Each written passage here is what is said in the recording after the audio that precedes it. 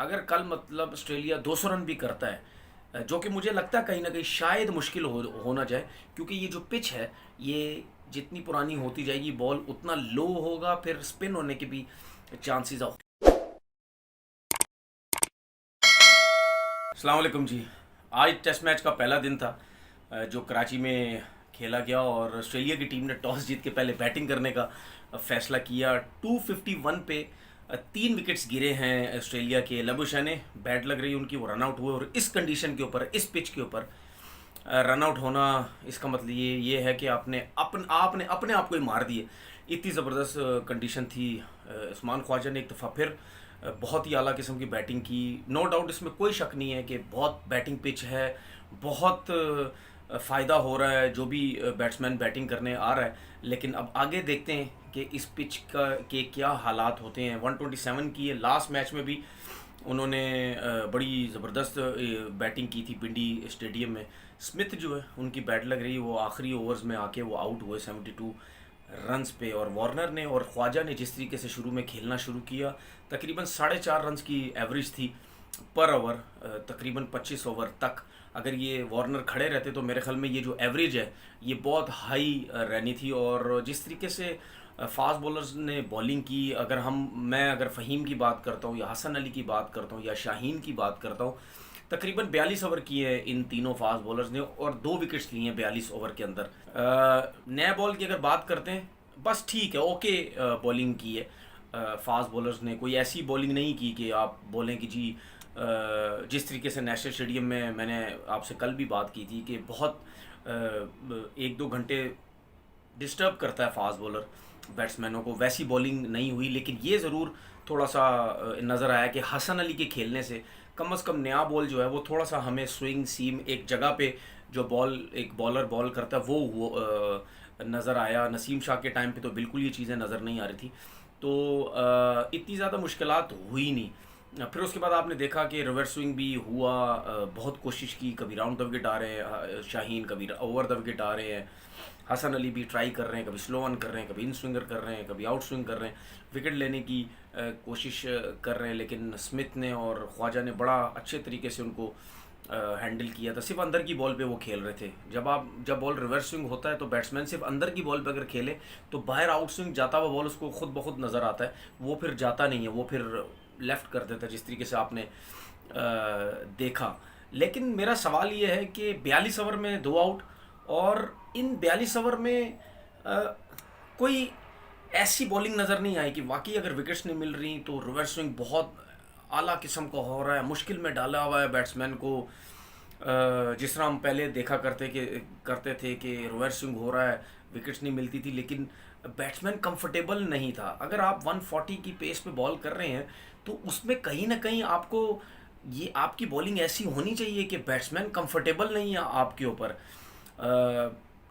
ठीक है, पिच बहुत इजी है, लेकिन मुझे ऐसा कहीं ना कहीं ऐसा लगता है इसका लेंथ का बहुत फ़र्क है, लाइन लेंथ का।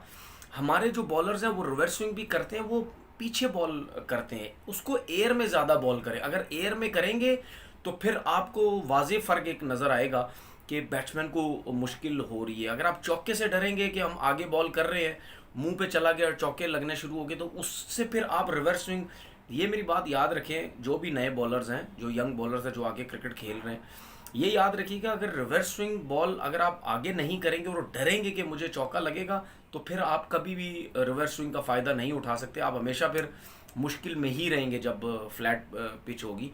तो मेरे हिसाब से, शायद हो सकता है मैं गलत भी हूँ, मेरे हिसाब से 42 ओवर के हिसाब से जो बॉलिंग फास्ट बॉलर्स ने की है वो इतनी अच्छी नहीं की है। इसमें कोई शक नहीं है कि जो स्ट्रेंथ है ऑस्ट्रेलिया के फास्ट बॉलर की वो बहुत तगड़ी है, वो इतनी आसानी से आपको विकेट्स नहीं देंगे। और स्पिनर्स की बात करते हैं, साजिद, मैं शुरू से कह रहा हूँ, ठीक है उसने बांग्लादेश के ख़िलाफ़ 12 विकेट्स लिए थे, लेकिन जब से वो टीम में आए मैं शुरू से कह रहा हूँ कि अपने को तो ये समझ आया नहीं है ये बॉलर। बाकी अब मुझे नहीं पता कि सिलेक्टर्स ने उसमें क्या देखा है क्या नहीं है, मुझे तो समझ नहीं आई। हो सकता है आगे चल के जो वीक टीम्स हैं उनके ख़िलाफ़ बहुत ज़्यादा वो आउट करे, या इस टेस्ट मैच के अंदर आगे चल के वो आउट कर दें। लेकिन मुझे लगता है कि सपोर्ट के बगैर ये बॉलर जो है इतनी एक्स्ट्राऑर्डिनरी बॉलिंग नहीं कर सकता। स्पिन हो गया तो ठीक है कर दिया, वरना नहीं। नुमान ने भी 25 ओवर किए हैं, उनका बॉल उसी तरह ही विकेट्स के बीच में है, गिर रहा है, उसमें कोई स्पिन नहीं हो रहा, आराम से खेल रहे हैं। जैसा क्यूरेटर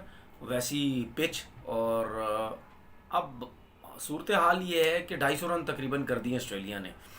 अब आगे चल के कल मतलब ऑस्ट्रेलिया 200 रन भी करता है, जो कि मुझे लगता है कहीं ना कहीं शायद मुश्किल होना जाए, क्योंकि ये जो पिच है ये जितनी पुरानी होती जाएगी बॉल उतना लो होगा, फिर स्पिन होने के भी चांसेस हो सकता है अगर ऑस्ट्रेलिया कल जल्दी आउट हो जाए। मिसाल के तौर पर देखिए, ये ज़रूर याद रखिएगा, अगर ऑस्ट्रेलिया ने 200 रन कर दिए तो समझो 450 रन हो गए, 250 आज के 200 रन कल के, तो फिर पाकिस्तान को टेस्ट मैच बचाना बड़ा मुश्किल हो जाएगा। और अगर पाकिस्तान ये 400 रन या 350 रन 300 रन कर जाता है, इसका मतलब ये टेस्ट मैच ड्रॉ हो जाएगा, क्योंकि पाकिस्तान भी ये रन्स करने के लिए या ऊपर लेके जाने के लिए, लीड लेने के लिए कम से कम 2 दिन तो खेलेगा। तो 2 दिन खेलने का मतलब ये टेस्ट मैच ड्रॉ हो गया। तो ये भी हो सकता है कि कल स्पिनर का बॉल पैचेस की वजह से विकेट अगर टूटने लग गई है तो उसमें स्पिन होने लग जाए तो मुश्किल डल जाए। हो सकता है ऑस्ट्रेलिया की टीम 100 रन के अंदर, मतलब 300 के 350 के अंदर अंदर आउट होती है।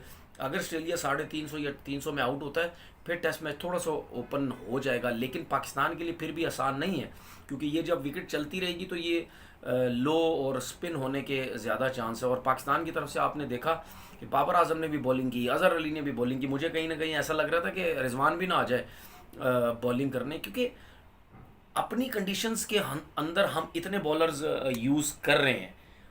हमें अभी दोनों टेस्ट मैचेस में जो क्यूरेटर साहब है जिन्होंने जिस किस्म की पिच बनाई है, हमें अपनी कंडीशन का अभी कोई फ़ायदा नहीं हुआ। ना फास्ट बॉलर्स ने देखे, इसका मतलब ये नहीं है कि अगर स्पिन पिच है तो जी फास्ट बॉलर भी आउट ना करे, ऐसा नहीं है। फास्ट बॉलर को भी नए बॉल से कम 1-2 विकेट्स 3 विकेट्स लेके देनी पड़ेंगी, तो पीछे से स्पिनर्स भी कुछ ना कुछ करेंगे, वरना स्पिनर्स का बॉल तो इतनी आसानी से बल्ले पे आ रहा है क्योंकि स्पिन नहीं हो रहा। तो कहीं ना कहीं हमें फास्ट बॉलर्स को भी बैक करना है, वरना अगर स्पिन विकेट खिलानी है तो फिर फास्ट बॉलर का ना खिलाओ, फिर सारे स्पिनर खिला दोगे जी, फास्ट बॉलर का पिच ही नहीं है। तो फास्ट बॉलर को भी कहीं ना कहीं एफर्ट करनी पड़ेगी, जिस तरह हसन अली ने थोड़ी सी एफर्ट की और स्मिथ की उन्होंने विकेट ली है। फ़िलहाल ये जो जो सूरत हाल है, इसमें तो पाकिस्तान ने अभी तक अपनी कंडीशन का कोई फ़ायदा नहीं उठाया। लेट्स सी, देखते हैं कि अब कल जब दिन स्टार्ट होगा तो ऑस्ट्रेलिया के बैट्समैन किस तरीके से क्रिकेट खेलते हैं। क्या उस्मान ख्वाजा जो है वो थोड़ा सा अब पुश करेंगे, थोड़ा तेज़ खेलेंगे, लेकिन उनके साथ देखें जो नेथन लायन आए हैं, ये पिच ऐसी है कि अगर यहाँ पे बॉलर का स्पिन नहीं हुआ तो नेथन लायन भी मुझे लगता है कि वो सरवाइव करेंगे, क्योंकि फास्ट बॉलर्स का तो फ़िलहाल अभी कुछ समझ ही नहीं आ रही कि कैसे वो विकेट्स लेंगे। देखते हैं कि कल क्या पोजीशन होती है। अपना बहुत बहुत ख्याल रखिएगा। अल्लाह हाफिज़।